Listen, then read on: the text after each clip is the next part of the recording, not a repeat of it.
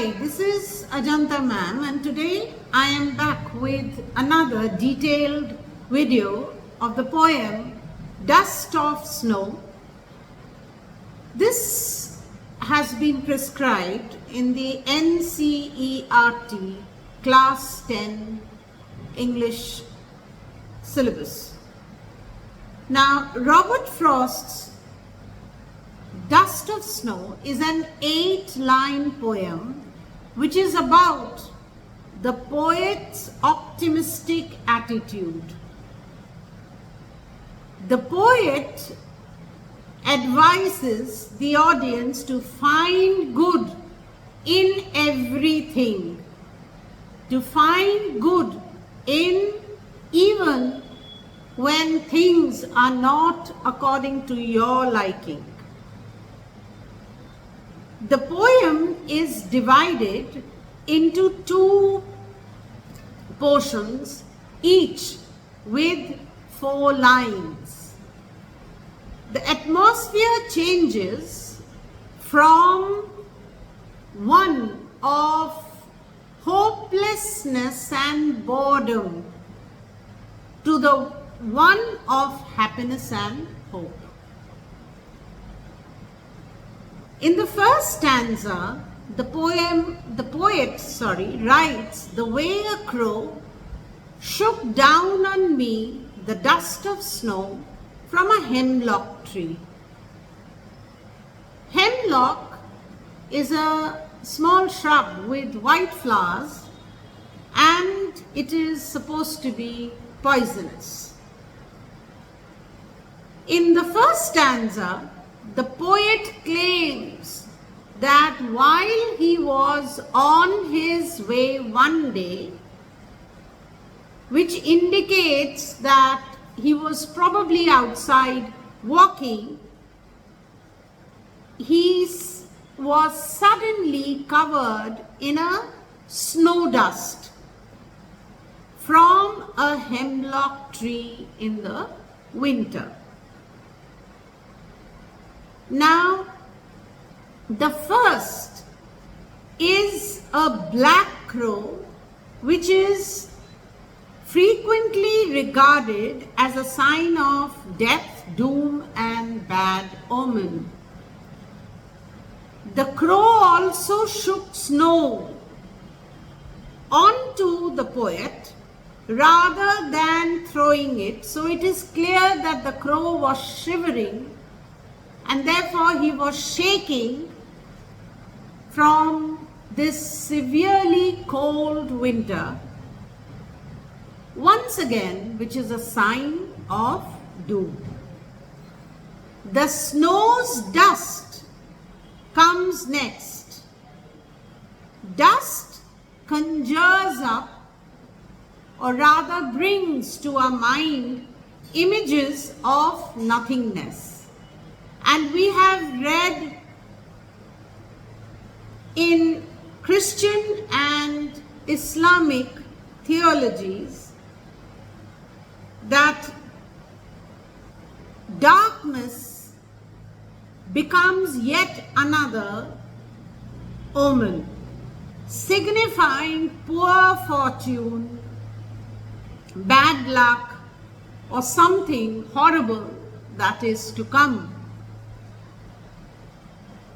A hemlock tree is mentioned at the last, and it is supposed to be a toxic tree or a poisonous tree, and it is said that the Greek philosopher Socrates used hemlock to end his life.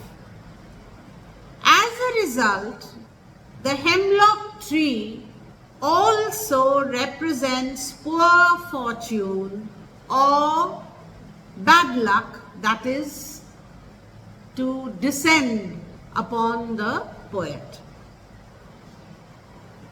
Therefore, in the poem, in the first stanza, all these pictures, the crow, the shaking of the snow, the night, the darkness, and of course the hemlock tree, all are portents of ill omen. So the poet paints a picture that he was surrounded by things that were supposed to be unlucky, that would bring doom, which would have destroyed the rest of his day as well. But because the poet saw so many negatives, negative omens, the crow, the dust of snow, the darkness, the hemlock tree, all these together that he had seen,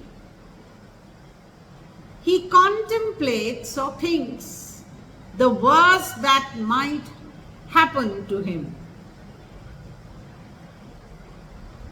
Another important thing in the poem is that the entire poem is written in a single sentence, which is also significant. Even though the stanza ends in the fourth line, the sentence has not finished.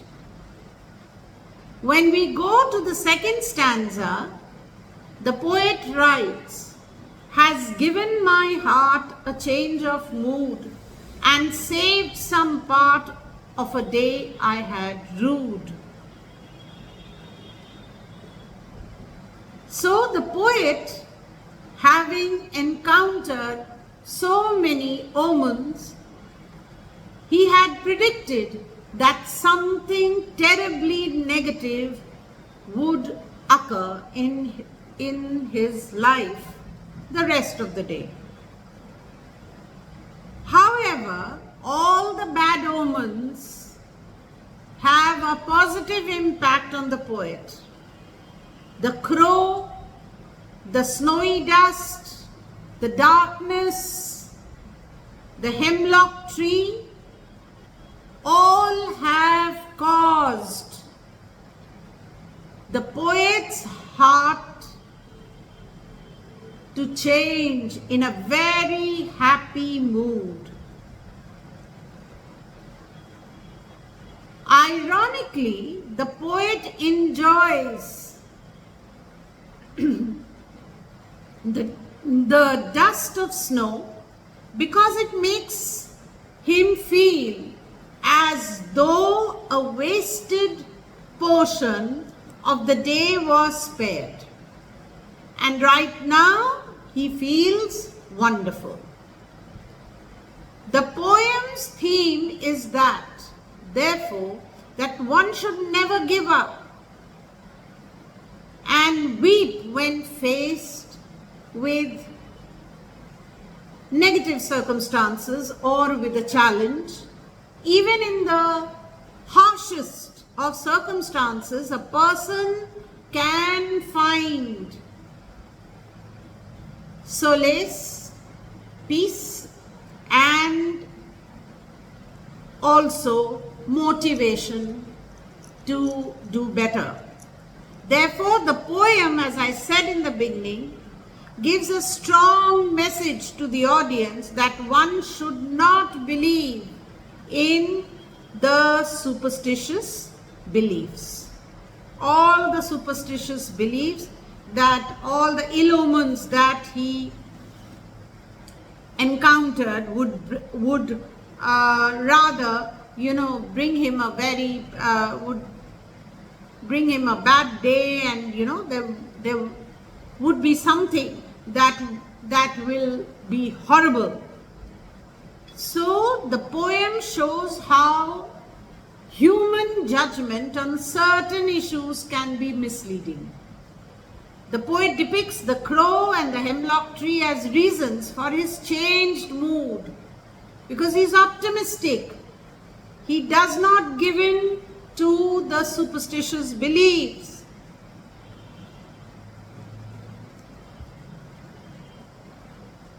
In the first stanza, as we know, he's talking about a winter day. It's winter. And and he's near or sitting under a hemlock tree on which the crow is also sitting, and the crow obviously shakes,